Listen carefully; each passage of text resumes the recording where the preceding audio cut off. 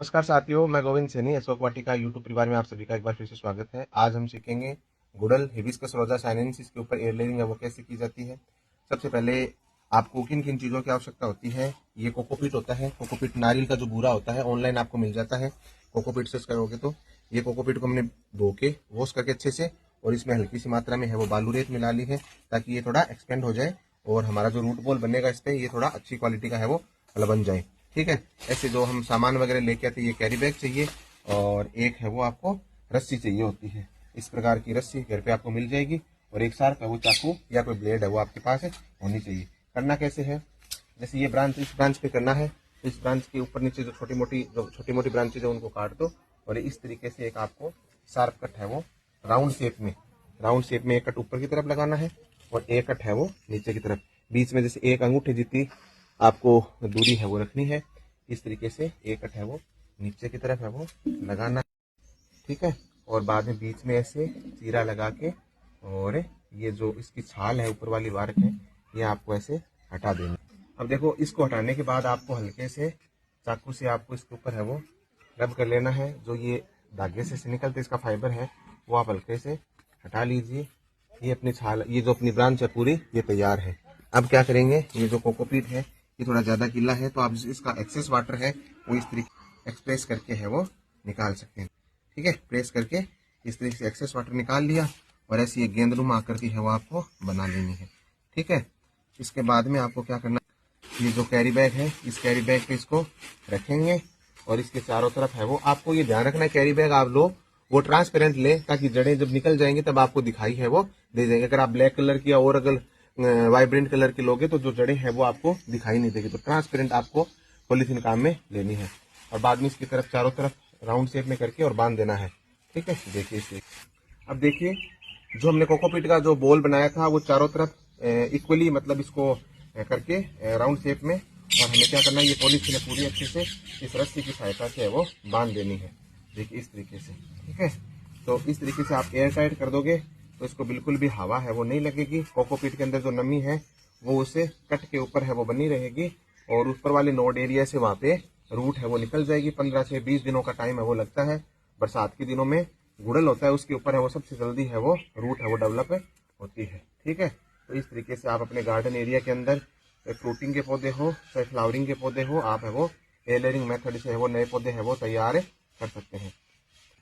Cocopeat हम इसलिए काम में लेते हैं, कोकोपीट के अंदर वाटर रिटेंशन कैपेसिटी बहुत अच्छी होती है।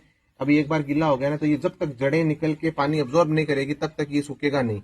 और एक इसके अंदर anti fungal anti bacterial properties होती है, तो जो कट हमने लगाया है वहां पे तो ये वहां पे फंगस नहीं लगने देगा। अन्यथा क्या होता है कि कोकोपीट काम में नहीं लेते और कोई चीज जैसे केवल मिट्टी काम में लेते हैं और कुछ चीज लेते हैं तो उससे क्या होता है नमी भी नहीं रहेगी बनी हुई और वहां पे फंगस लग जाएगा, पूरी ब्रांच है वो सूख जाएगी। तो इस तरीके से आप कम समय में अपने गार्डन एरिया के अंदर नए पौधे तैयार कर सकते हैं। देखिए ये ब्रांच काफी बड़ी है।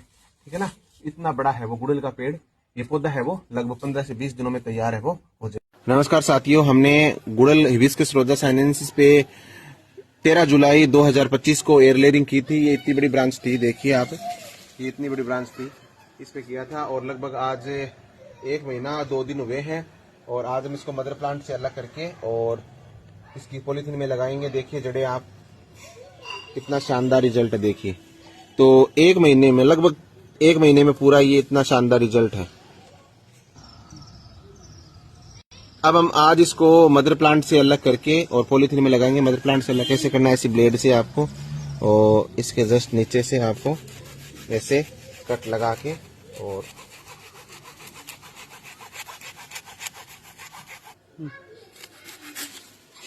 ये देखिए ये मदर प्लांट से पूरा अलग हो गया है। तो 1 महीने में ये गुड़हल का एयर लेयरिंग सक्सेसफुल है। अब हम क्या करेंगे, इसकी जो बाहर वाली पन्नी है ये देखिए जड़े पास से, ये देखिए जड़े। ठीक है। अब इस पन्नी को हटा के और इस तरीके के पॉलीथीन में लगा के 15 दिनों के लिए छोड़ देंगे छायादार स्थान में। बाद में आप गमले में, गार्डन में, कहीं भी जमीन में है वो इसको लगा सकते हैं।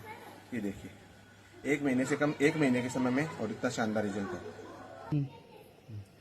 अब मदर प्लांट से अलग कर लिया है, इस पन्नी को हटाएंगे हम और पन्नी को हटा के, अब ये पन्नी को हटाने वाला काम थोड़ा सा आपको सावधानी से करना है क्योंकि जड़ें अभी नीचे कच्ची हैं और अगर ये रूट बॉल जो उसका तैयार हुआ है, अगर ये बिखर गया जल्दीबाजी में, तो आपका पूरा का पूरा एयर लेयरिंग का जो नया प्लांट है, जो बेबी प्लांट अभी तैयार हुआ है 1 महीने में, ये पूरा खराब हो जाएगा। तो आपको इसका थोड़ा सा विशेष ध्यान रखना है। बाकी ज़्यादा इसमें कोई रॉकेट साइंस से नहीं है। अंदर जड़े हैं तो 1 महीने में, और इतना बड़ा, अगर आप नर्सरी से इतना बड़ा पौधा परचेज करते हो तो आपको 100 से 150 रुपये 200 रुपये तक वो नर्सरी वाले को पे करने पड़ते हैं। अगर आपके गार्डन एरिया में फ्लावरिंग के, फ्रूटिंग के पौधे लगे हैं तो एयर लेयरिंग से आप इस तरीके से पौधे तैयार करके पौधे हैं वो नए पौधे तैयार कर सकते हैं। तो ये देखिए, ये तो मतलब बहुत मीडियम साइज का पौधा मैंने तैयार किया है। मैंने लगभग 6 से 7 फीट तक के गुड़हल के पौधे हैं वो तैयार करके मेरे गार्डन एरिया में मैंने लगा रखे हैं। तो ये तो मैं पोर्ट में लगाने के लिए, एक पौधा किसी दोस्त को गिफ्ट देने के लिए मैं ये तैयार है वो कर रहा हूँ। अब आपको क्या करना है, इसके अंदर रेत भर के और इसके अंदर है वो लगा देंगे। अब आपको करना क्या है, इस तरीके की थैली आपको घर पे मिल जाएगी, और आपको है वो जो गार्डन की जो जो बालू रेत होती है, वो बालू रेत ही काम में लेनी है। आपको इसमें किसी भी प्रकार की खाद मिट्टी है वो नहीं मिक्स करनी है। क्यों नहीं करनी है, क्योंकि जो जड़ें हैं आपको दिखाई दे रही होंगी एकदम से व्हाइट कलर की, कच्ची जड़ें अभी पूरी ये तो डेवलप नहीं हुई है। पौधा सर्वाइव करेगा, लग जाएगा, लेकिन अगर इसमें खाद मिट्टी ज्यादा डाल देंगे तो ज्यादा नाइट्रोजन की मात्रा पौधे को, इन जड़ों को है वो डैमेज कर देगी और पौधा पूरा सूख जाएगा। तो आपको क्या करना है, अपने बगीचे की जो साधारण मिट्टी होती है वो मिट्टी है वो आप इकट्ठी करके और पॉलिथीन में नीचे थोड़ी मिट्टी भर के और इस तरीके से सिंपली लगा के और इसके अंदर है वो ये रेत है वो भर देंगे। और बाद में आपको करना क्या है, 10 दिनों के लगभग 10 दिनों के लिए आपको गार्डन एरिया के अंदर छायादार स्थान में इसको रख देना है और आपका नया पौधा है वो तैयार हो जाएगा इस तरीके से। कितने मिनट हो गए? अब वो आपको क्या करना है, इस तरीके से ये रेत है वो भर देनी है, बालू रेत भर देनी है और आपका ये पौधा है वो तैयार हो गया।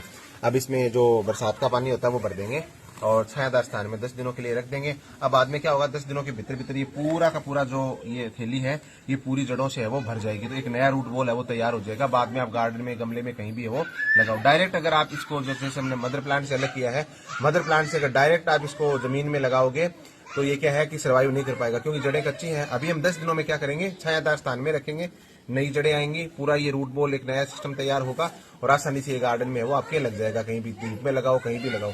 और अभी के लिए आपको छायादार स्थान में वो रखना है, सेमी शेड एरिया में आपको रखना है। नॉर्मल वाटर देना है, ज्यादा पानी नहीं देना, ओवर वाटरिंग है वो नहीं करनी है। इन छोटी छोटी चीजों का ध्यान रखना है और आपकी एयर लेयरिंग है वो सक्सेसफुल है। धन्यवाद।